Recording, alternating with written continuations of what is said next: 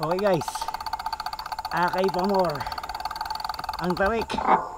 So guys, ewan ko lang kung mapidalan nyo tong tarik na to. Okay, so pidal pa Akay Pamor.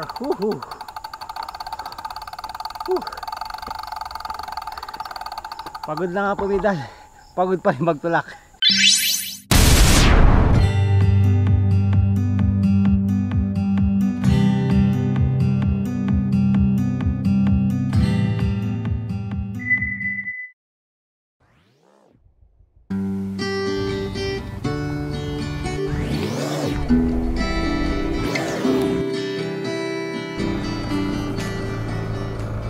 Sa pinagpalang umaga mga kapadyak, muli nagbabalik ang inyong lingkod, Oscar Rota po, na mag-aatid sa inyo ng dokumentasyon at informasyon sa aking paglalakbay sa araw na ito. At ngayon, ito ang aking year-end mountain biking adventure. So ngayon nandito ako sa Quirino, dito sa Madela, upang pumunta sa pinagtipunan upang akyatin ang viewpoint. So samahan nyo ako sa aking paglalakbay sa araw na ito. So nandito ako ngayon sa Nagtipunan. Okay, so pupunta tayong viewpoint.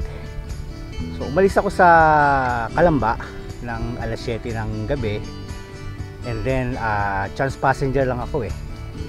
So sabi ko bahala na kung makakasakay ako ng Madela. So simula sa Calamba hanggang Cubao, umabot ako ng almost 2 hours traffic. And then pagdating ko sa Cubao, sakto merong bus na papuntang Madela. So yun, chance passenger, pero doon sa dulo hindi pumunta yung nagpa-reserve. So nakaupo ako. Yun, dumating ako ng alas 9 ng umaga dito sa Madela.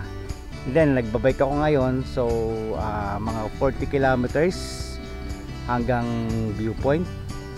So tingnan natin. So nagpapahinga ako ngayon, maya maya ng konti pedal pa dahil puro paakit na yung ginagawa ko.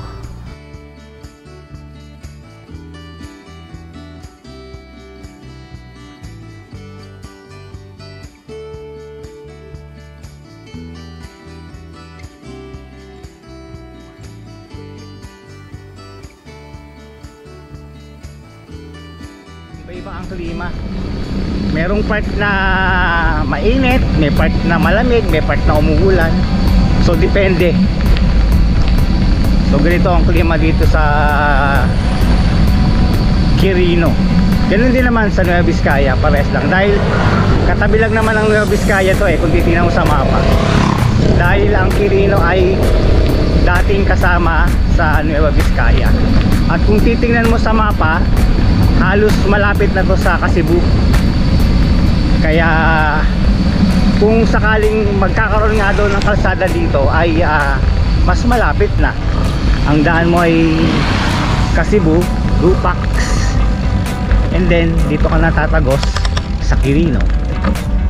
Mas gusto ko ng ganito, yung hati ang lamig at ang init. Daming trail dito. Yaw, ganda ng lugar oh. Yaw, green na green. Luntian. Wow.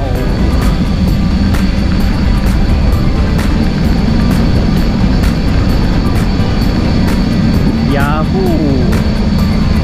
Ganda. Kahit malayo guys, kahit na simula sa Cubao hanggang Madela sa bus ay pumapatak ng 10 hours. Pero sulit na sulit yung kahit na wala kang tulog, panalo. Dahil hindi naman ako makatulog sa bus. Kahit na nakaupo ako, tanganin yung upuan, hindi ka hindi ko mailapat ang aking likod, kaya hindi ako makatulog ng maayos. Ayun, nakakatulog ako ng idlip lang, pero talagang hindi talaga tulog. Kaya sarap nitong humiga mamaya. Sarap siguro mag-camp. And then pag nag-camp ako, gising lang ako ng umaga, pack up, diretso na tayo sa Bambang, Nueva Vizcaya. Buti lang guys, hindi ko binalak magpedal hanggang Cordon. kung nagkataon kahit pa siguro ay wala pa ako sa nagtipunan. So nagsimula ako magbike sa Madela. Nakaka 40-50 na ako, hindi ko lang sure, pero sulit din kahit nakakapagod guys. Mas nakita mo naman yung lugar, napakaganda ng nagtipunan. So hitik na hitik sa lunti ang kapaligiran. Ang pinagkukunan nilang ano dito, hindi pagsasaka eh, corn ang kanilang number 1 crop dito, puro corn. So katatapos lang na nga nila, nagtatanim sila ngayon, kaya halos lahat ng kabundukan dito puro corn ang tanim. Hindi, wala akong nakitang mga palay, puro corn. Grabe guys, ito puro pababa, akyat, baba, akyat. So akit ka ng mga megit 2 kilometro, pababa ka ng 2 kilometro, ganun, papalit-palit. So kahit nakakapagod, ayos na rin. Pan, lalo naman ang lugar. Tulad ito guys, downhill ako ngayon. So bukas ng umaga, ito yun ang aking susungin pagbalik ko sa Madela. So Madela rin ako, pero hindi ko lang alam kung merong bus dito.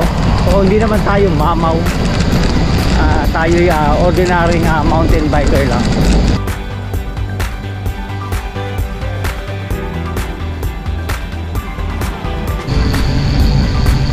Ayos guys, busog na busog ang mata ko sa mga luntiang lugar dito. Nakisama ang panahon guys. So ang panahon dito ay medyo maaraw pero may kalamigan. Ayos. Ito pala yung Mount Moriah. Pero tingnan natin, ito daw ang daan sa Mount Moriah. Ito guys yung papuntang Mount Moriah.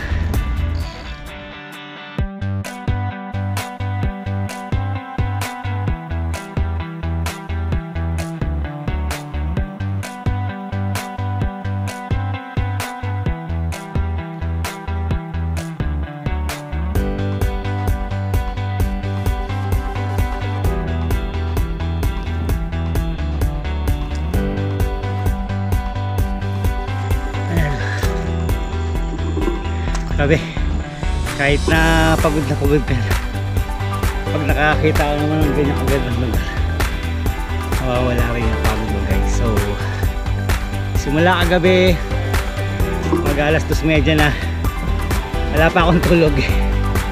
Bahala na. Buti na lang guys.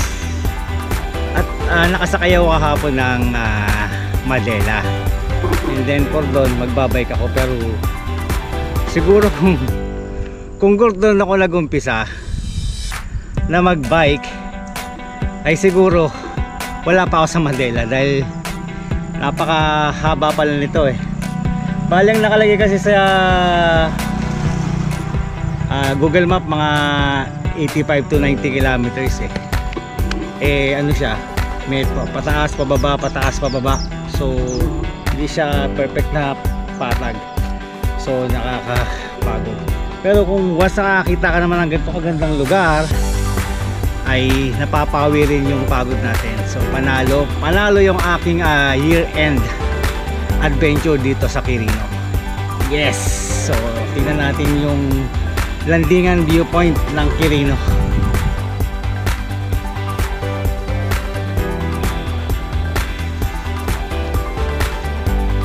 Grabe guys, so may pader dito.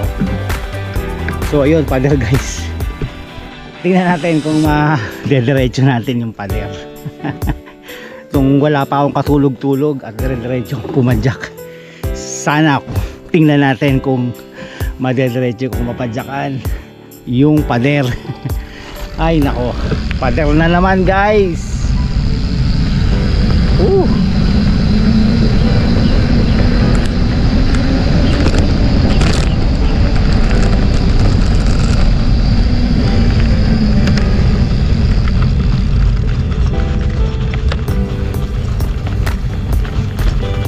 Yes, ayan pader. Tingnan natin kung gaano ka haba ang kaya kong pedalhan guys. Pero ayoko na, pagod na ako eh. Ay nako. Pet malupal tong simula Madela hanggang dito sa Landingan Viewpoint. Malupit. Malupit na malupit. So ilang kembot na lang to. Grabe, pagod na ako. Pero ganun talaga. Kung gusto mo makarating sa magandang destinasyon, dapat magtiyaga tayo. So hindi natin mararating to kung hindi tayo nagtiyaga. So kailangan maraming pasensya ang ating baon. So pagod na ako. So ilang oras na ako walang tulog guys, simula pa kagabi hanggang ngayon. Kaya sana pwede mag-camp dito, dahil mag-pis agad ako ng tent, sabay tulog na agad.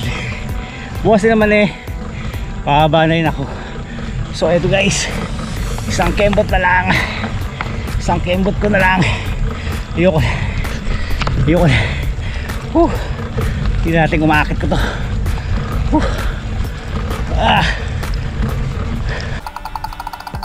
So nandito ako mismo sa likod ng Landingan Point view deck. So merong nagsabi kasi sa akin na pwede daw dumaan dito sa likod. So nakiusap ako doon sa registration na kung pwedeng mag-camp sa taas. Pero ang daan ko dito sa likod, hindi ako dadaan sa may hagdanan. So ayun, nag-register ako ng 50 pesos at pinayagan naman ako mag-camp.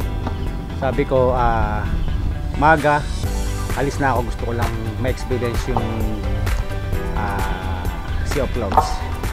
So yun, konting tulak na lang at makakarating ako sa taas at mag-pitch ako ng tent, then tulog. So gusto ko lang matulog guys. So simula kahapon hanggang ngayon wala pa akong tulog. So yung pinakahuling akyatan dito sa may landing point, parang umakit ng sungay, pero ordinaryong bike, wala kang dalang bike packing. Eh ngayon talagang hindi ko na kayang dahil sobrang pagod na rin siguro, exhausted na, kaya naglakad na lang ako. Hanggang dito naglalakad pa rin ako, pero sulit guys, sobrang ganda ng view. So bukas na lang ako mag-detail lahat ng picture or documentation. I-share ko sa inyo kung sakaling may pagkakataon ngayong pumasal dito. Pasalan nyo guys, dahil isa sa pinakamagandang lugar itong napuntahan ko. So panalo, kahit pagod na, yahoo! Panalo kahit na nakakapagod. So ito yung likod ng Landingan Point. Hindi tayo dadaan hindi na tayo dadaan magdanan, diretso doon sa peak. Secret lang yan, secret. So hindi pa alam ng iba. Okay guys, Akay pa more ang tarik. So guys, ewan ko lang kung mapidala nyo tong tarik na to. Okay, so pidal pa, Akay pa more.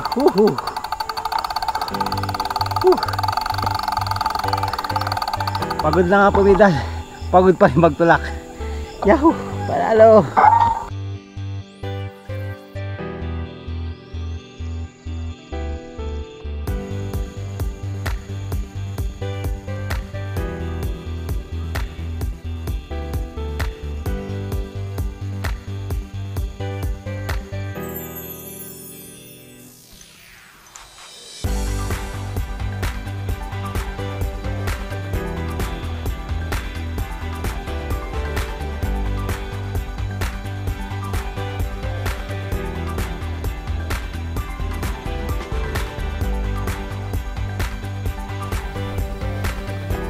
Okay guys, so luto ako ngayon. Bali ang lutuin ko, naalala ko nung panahon ko nung medyo bata-bata pa ako, yung pinaka mabilis na ginagawa namin para kumain. Kasi siyempre pag nag-trek ka, siyempre pag gutom ka, meron kaming na-inventong pagkain nun eh. Tinatawag namin itong surprise kasi pinagsamang ramen tsaka kanin, iisa na lang, kaya surprise. So instant noodles na may sariling kanin na rin, so isa na lang para tipid, para mas mabilis.